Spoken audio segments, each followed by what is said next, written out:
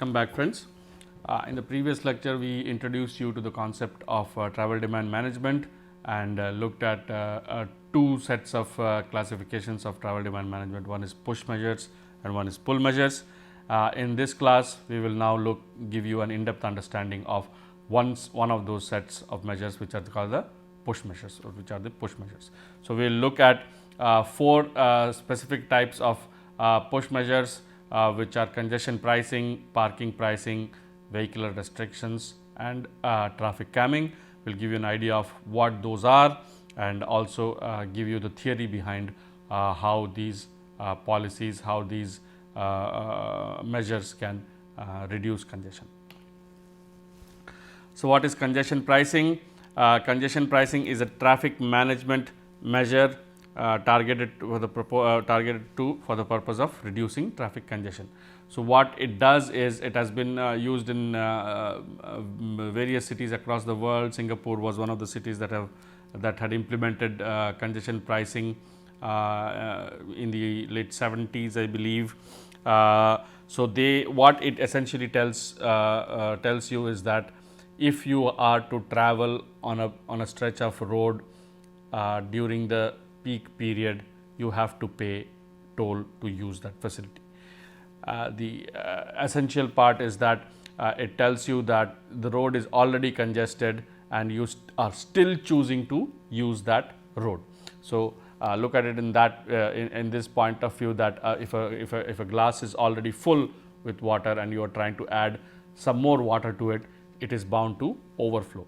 So, what the same effect a new car will have to a system if it is trying to enter a system that is already congested. So, by pricing, by adding a price to that, what we are trying to achieve is that this price will act as a deterrent for this car and say that, okay, now that this road is already congested and I have to pay this much amount of money, I will no longer use my car to travel on this stretch of road.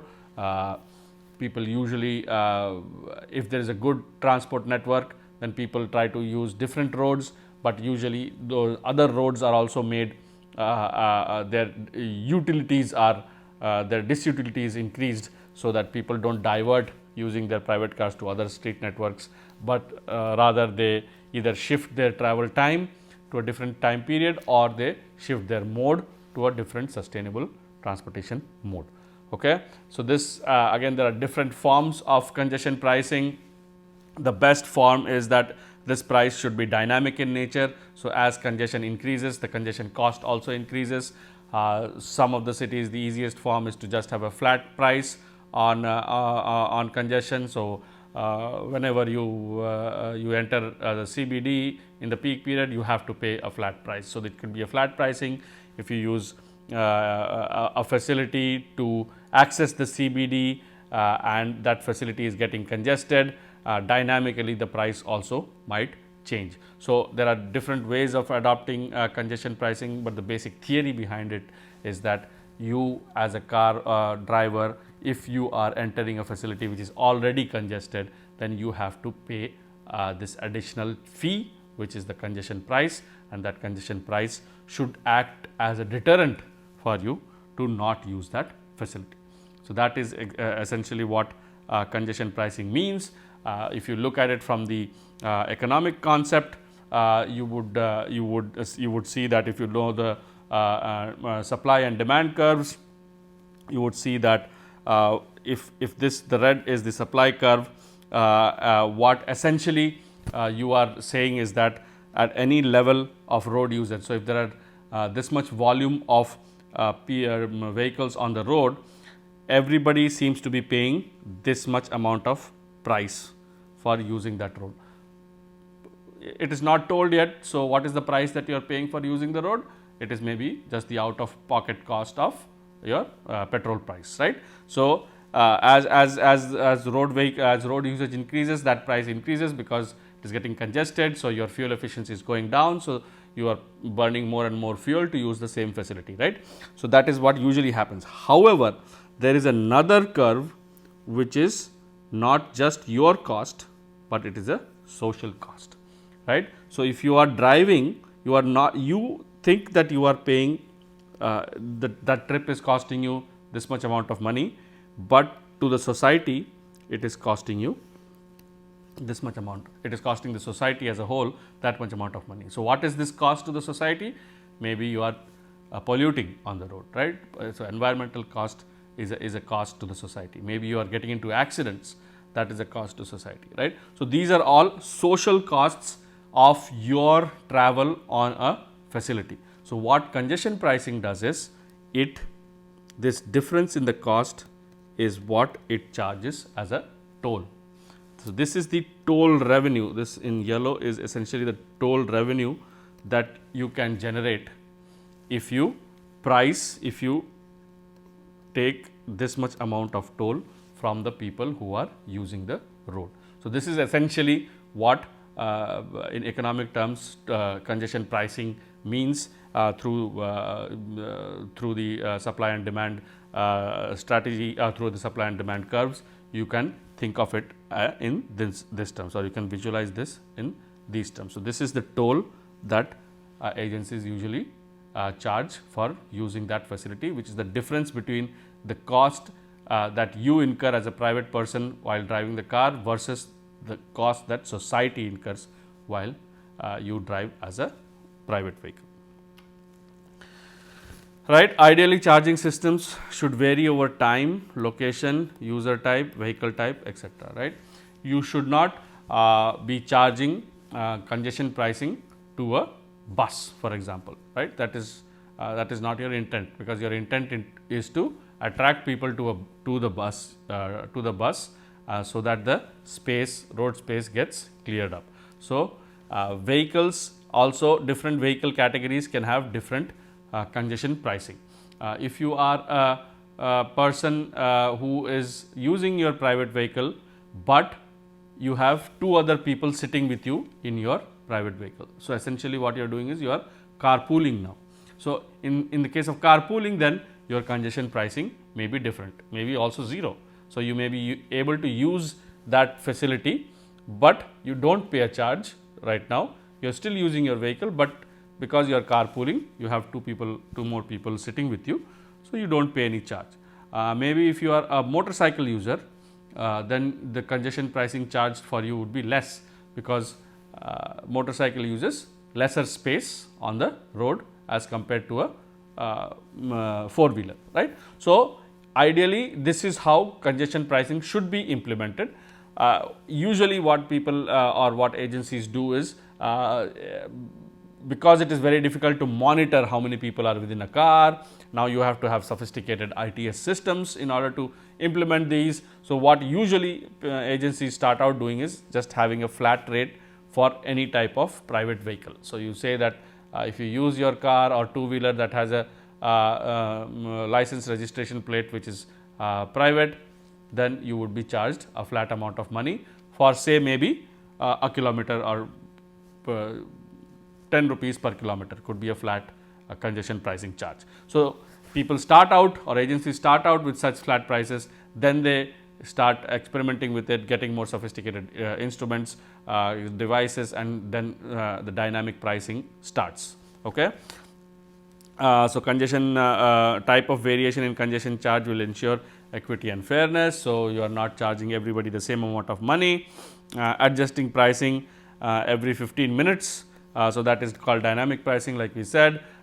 Congestion may be your peak hour may be from 8 a.m. to 10 a.m. where you are charging a congestion price, but between 8:30 and 8:45 may be the peak within the peak, right. So, that is the time maybe when your congestion pricing is the highest. So, anybody who wants to enter into the system at 8:45 a.m. would pay the highest price, as opposed to anybody who has already entered the system at 8 a.m. because at that time the congestion has just started and he or she has already used the system. So, they will be using it at a lower cost, right.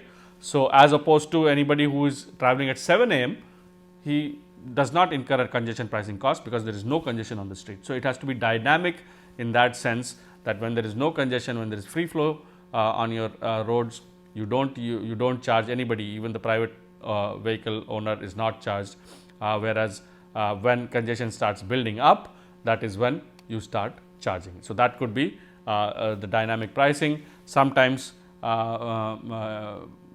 agencies who are firm believers of TDM, they no matter which time of the year, which time of the day, they would always charge some amount of money for private vehicle use along certain facilities, for example.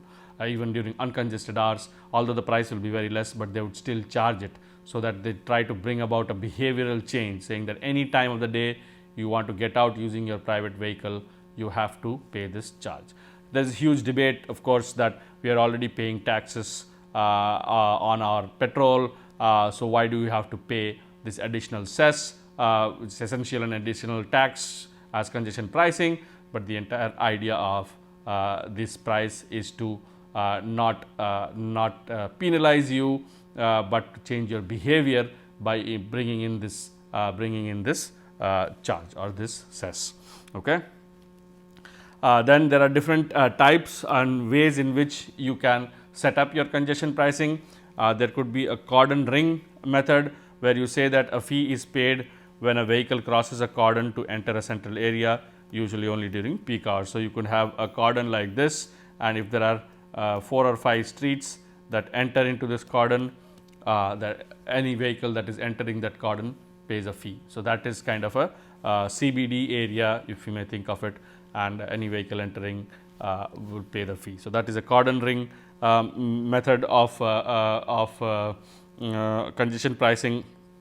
Then there are area licenses that can be issued. Vehicles purchase a day license to enter a central area. So, it does not matter how long you enter into that area, you just pay a day pass. So, you pay this fee, you enter into this area, and then you are traveling around as much as you can throughout the day, and then you come out, you do not have to pay anymore.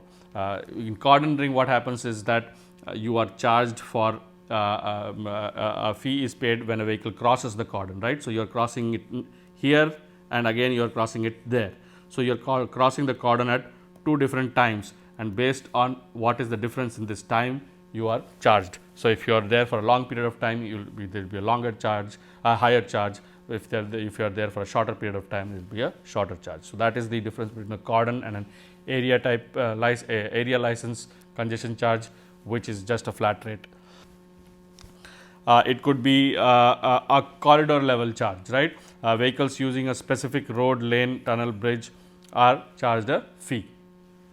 So, you would see that many of the toll roads in India, for example, are charged or you pay a fee for using that facility, right. They are being built in a PPP method, where it is no longer free to use. For example, all of the other the older national highways and the state highways, if you could imagine, we would have never paid a fee to use it, but nowadays all the roads you are paying. So, the road is a facility, for its use you are paying a fee. Then there could be other means that are used in different cities in the US, which says that even in the urban area there could be only one lane that is a congestion charged lane. These other lanes could be free lanes. So, what usually is the intent is that if you want to use this lane, you have to pay a fee. There are usually a lot of ITS devices that are put overhead that check for how many which are the cars that are using this. If it is a private vehicle, for example, you see this is a private vehicle that is using this lane, that means there has to be at least 2 or 3 people inside that car. That means they are carpooling, and hence if they are carpooling, they can use this lane for free.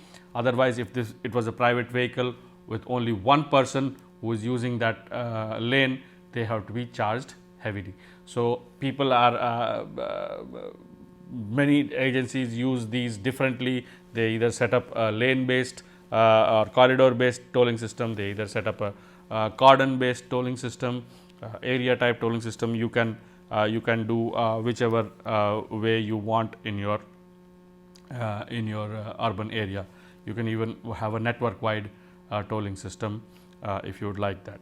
So, you can compare all these. This is a nice table that has been developed to compare these different types of congestion pricing schemes, what are their aims and what technologies have to be put in place, right. Now, you cannot you have to enforce these things, unless you enforce it, people are going to violate it, and then nobody the benefits are not going to be met. So, enforcing means you can either have manual enforcing by having a lot of police along that corridor or in that stretch, but also having a lot of technology, taking the use of technology, taking the help of technology to monitor. So, this gives you an idea of what are the different technologies that are involved.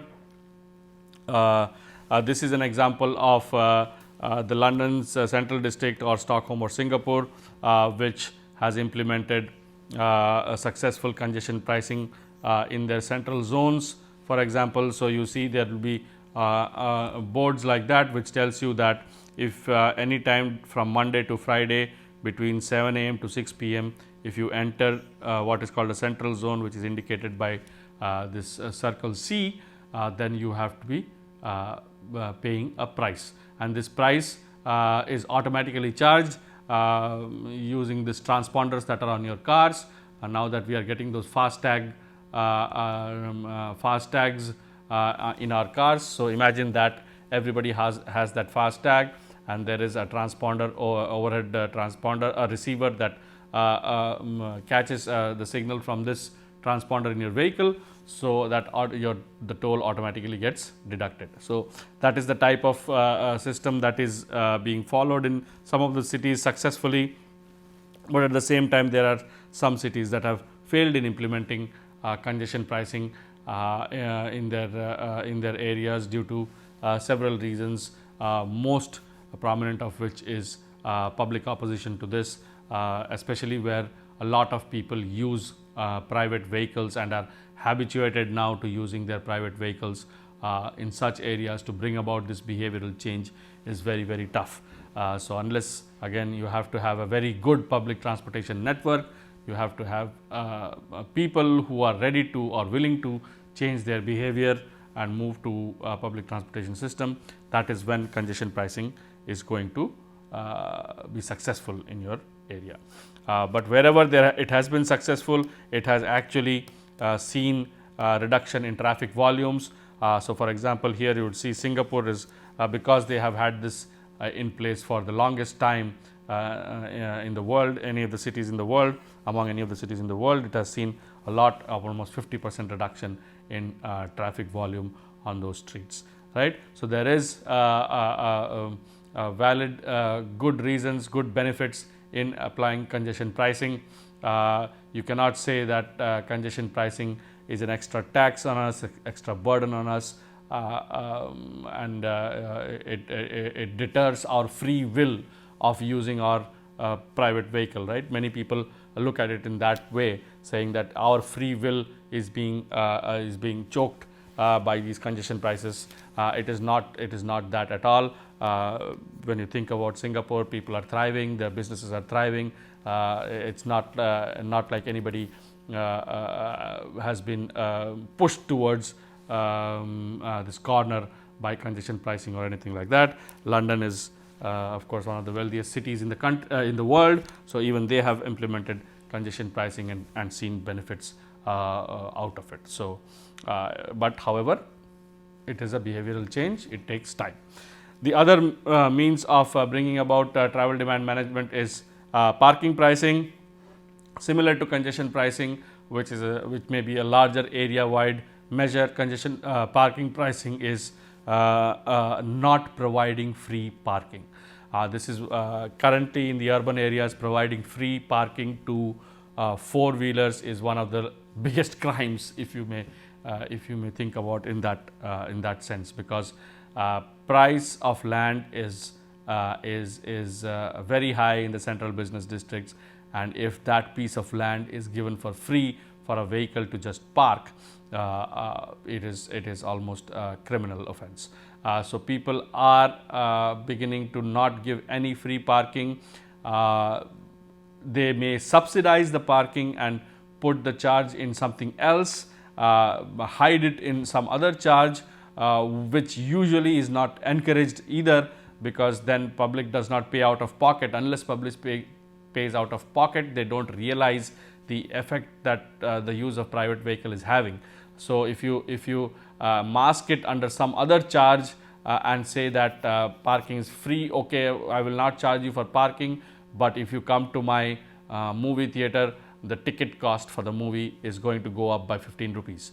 So that is kind of masking your price of parking, which people then don't realize it as much as if you just say that, okay, if you come to my movie theater and want to come in your four-wheeler and park it here, you have to pay 50 rupees for parking or something like that.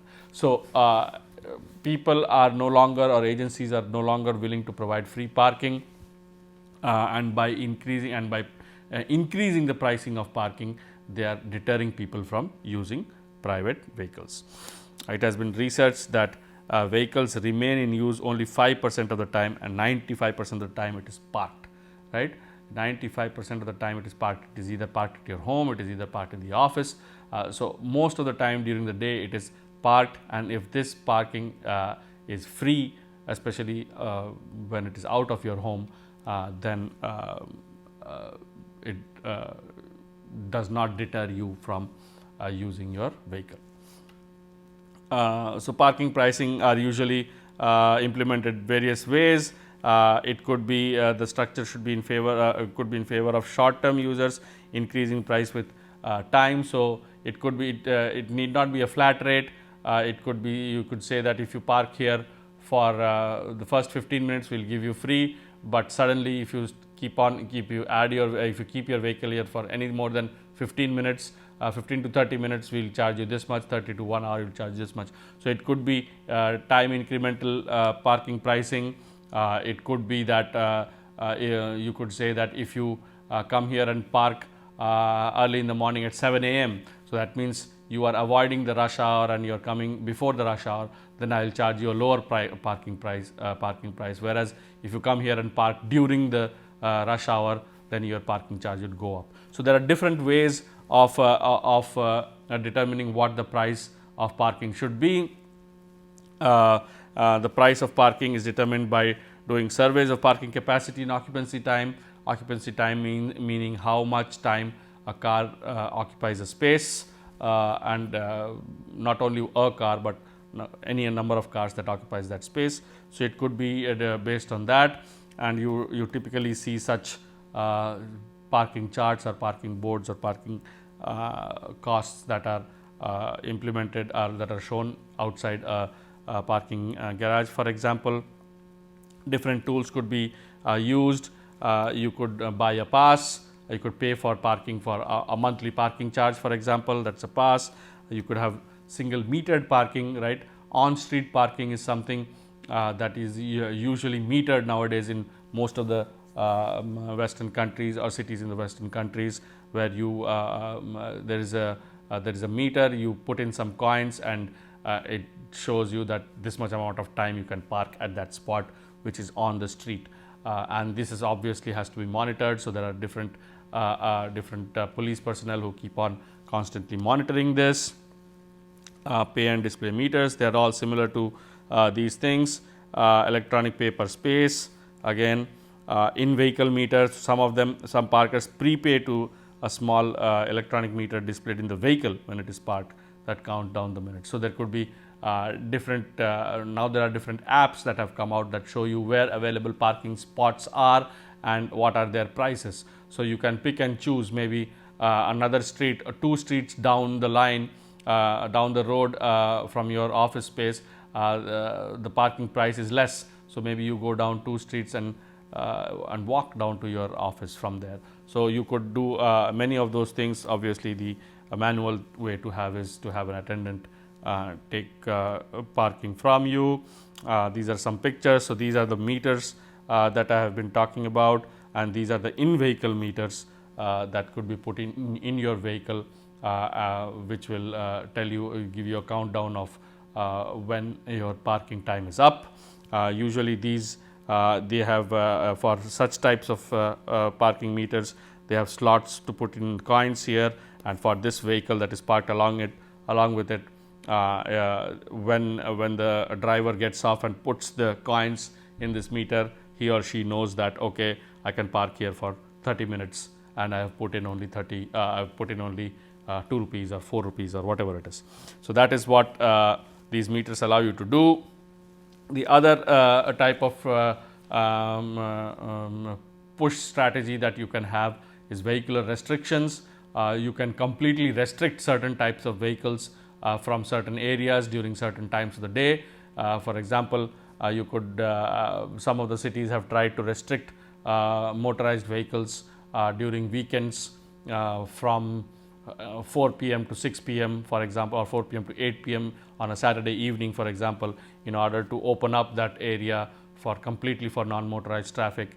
All the streets and cafes in those central business districts are open, they thrive, there is no pollution, so people can walk around and use their bicycle and so on and so forth.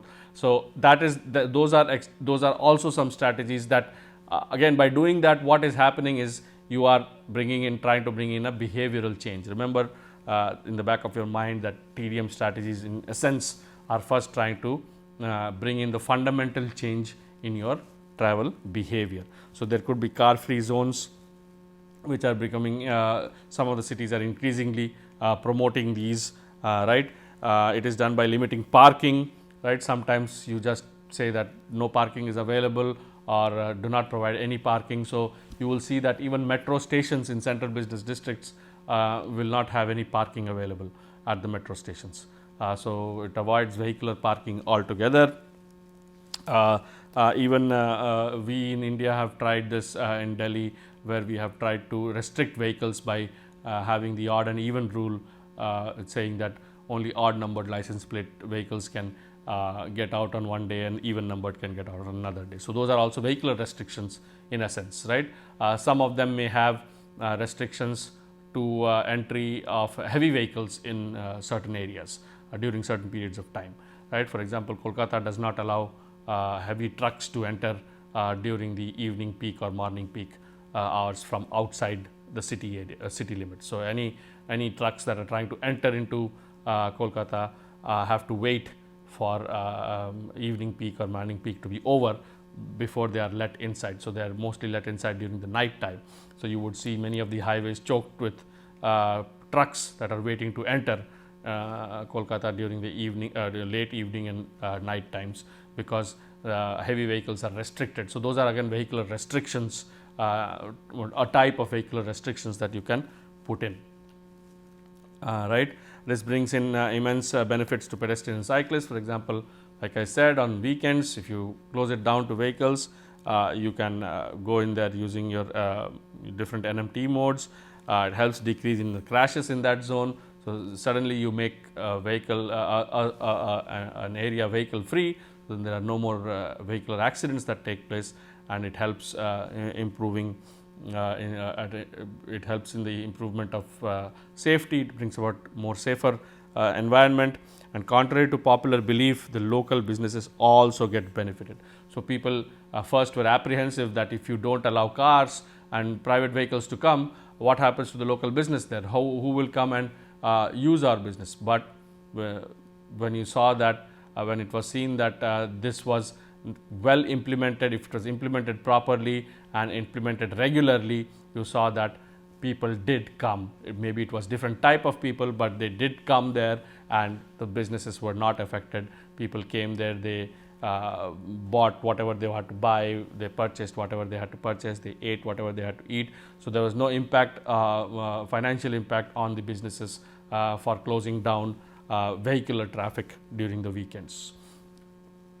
Like I said, for example, New York City, their famous downtown Manhattan area, Times Square was has experimented with having car free days.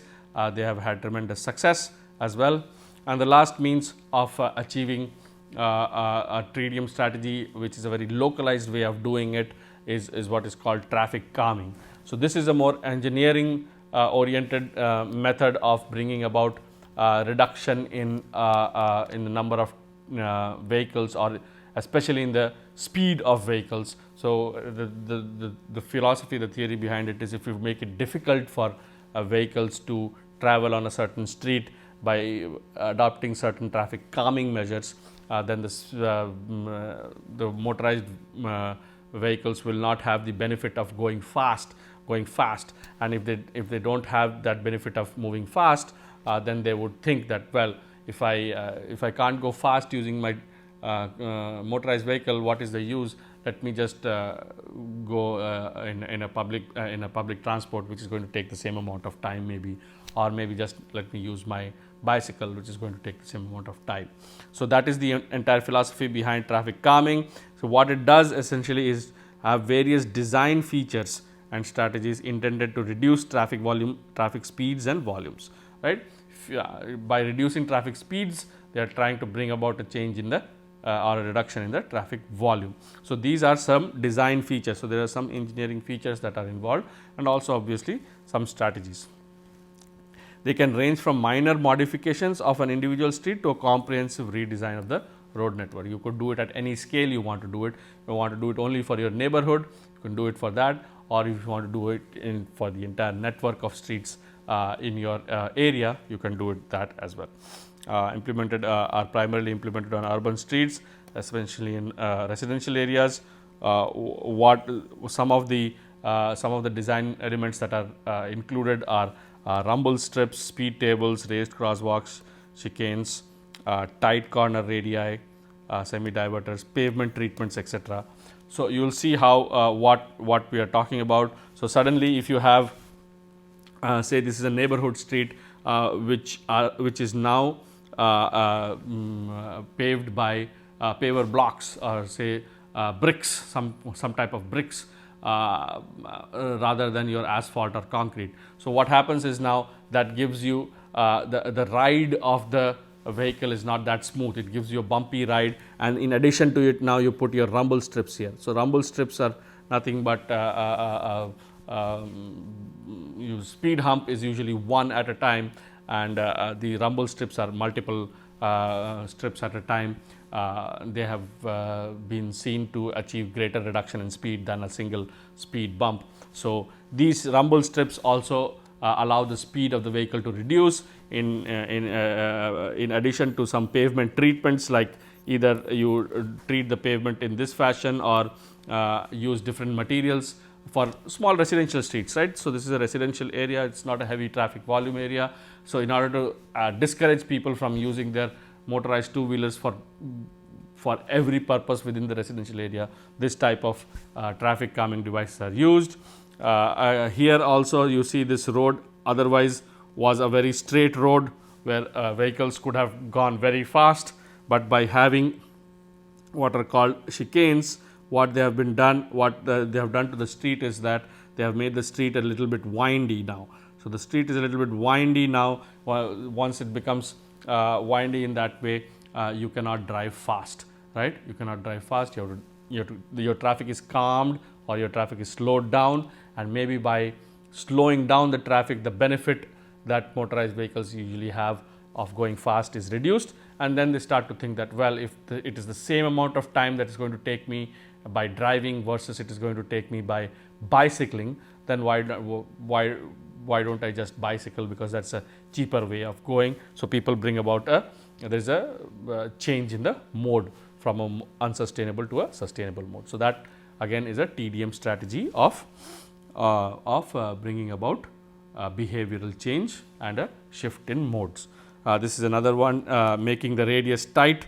So, increasing the corner radius so that cars cannot just whiz past or take a sharp right turn or a left turn, but now they have to negotiate this turn very slowly, and hence that brings about a reduction in speed at intersections. Especially at intersections, this is very, very important. Now, this is also extending the curb. So, people who are pedestrians who are trying to cross this road can come all the way out to this portion and wait for the traffic. So, even when vehicles see that pedestrians are waiting here, they also tend to slow down the speed of their vehicles.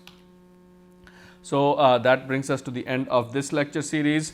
I hope you have now got a good idea of what are some of the push measures that can be implemented in achieving in order to achieve travel demand management. Again, the textbooks and the references are the same as before. So, please read through them. In conclusion, what we have seen in this lecture is that congestion pricing and different types of congestion pricing, especially the push measures, what is parking pricing, how do we achieve TDM through parking pricing, how do we achieve TDM through vehicular restrictions, and finally the concept of traffic calming and how that can bring about a reduction in the volume of motorized vehicles. Thank you for your attention.